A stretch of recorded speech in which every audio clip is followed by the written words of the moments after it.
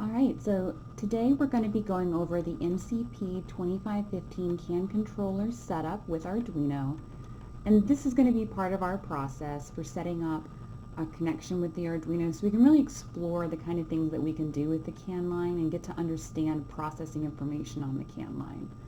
These chips are really nice because they have everything packaged together for us. There are a lot of options for connecting with CAN line, but this brings everything together because we already have the MCP2515 chip on here, which is going to transmit and receive messages on the CAN bus.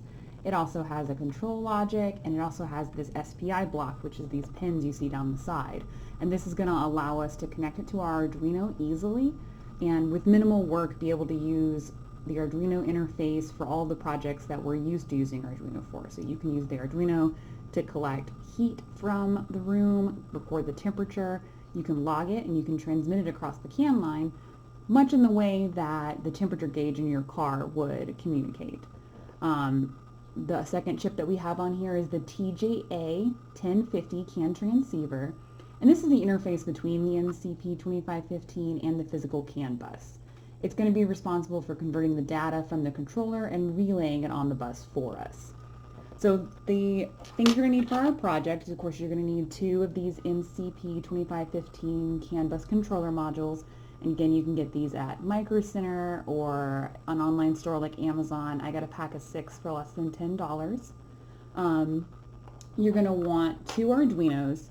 I recommend using 2 Arduino Unos, but you can get a lot done with an Arduino Uno and a Nano, which is how I originally set this project up.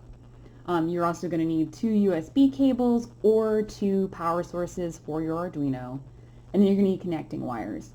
And I recommend the male to female connecting wires because you're going to be able to simply plug into the pins on the MCP2515 and then plug the male side into your Arduino. And it's going to give you the flexibility to move your plugs around until you finalize your project. You're going to need 7 of those per MCP2515 module, plus wires for however you're going to build your project. So the setup is pretty simple. If you look at your chip down this side, you see you have these pins that each have a label on them. And starting from the bottom, you're going to connect this VCC to 5 volts on your Arduino. You're going to connect ground to ground. And for my project, I have a common ground that I have the Arduino connected to on my breadboard. So this ground goes to the breadboard. The Arduino is also grounded on there, and that lets me share a common ground for my project. The CS pin is going to go to digital 10, which if you're looking at a pin out on an Arduino is listed as SPI_SS.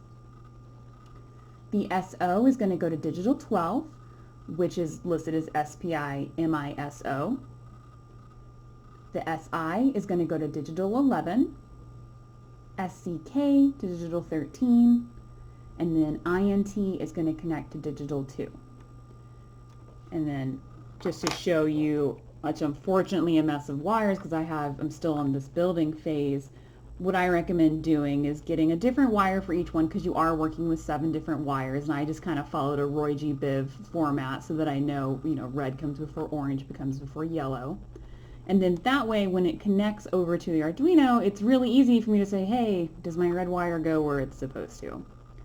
Then the last thing that you're going to have to do is coming back to the chip, down here where my finger is at, once it focuses for us here, there are 2 pins down here, right beside it's labeled like J1. So you're going to have to connect a resistor here.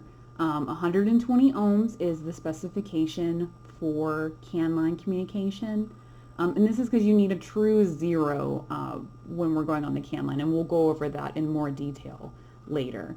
What I found is you just take your resistor, which tends to have really long legs. I just snipped them down pretty short and wrapped them around the resistor and then dropped a bit of solder on each one. Just be really careful not to connect the solder across the lines or you're never going to get a good 0.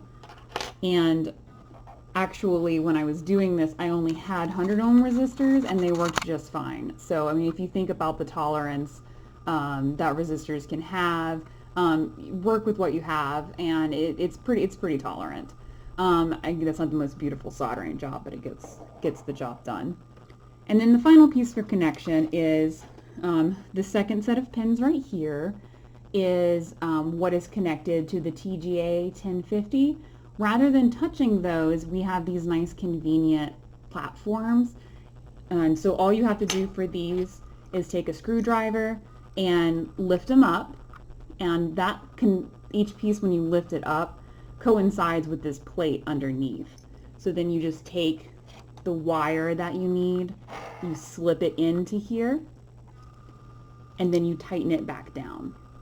Very easy, it's very quick. The most important thing that gets kind of confusing, especially if you're looking online for these, is they talk about it being a twisted wire pair, and for me that was really confusing because I thought that meant we had to do some kind of complex switching between the two sides.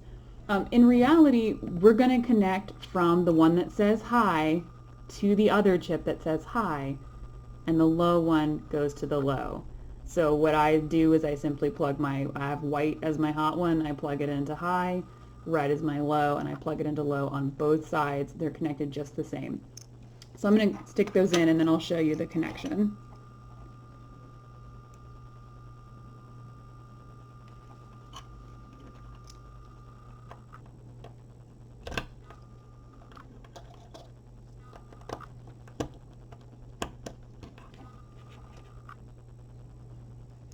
And these do, want to slip out if you're not careful with your connection. So just always put them on there, and if you give it a little tug and it doesn't come free, you've got a good connection.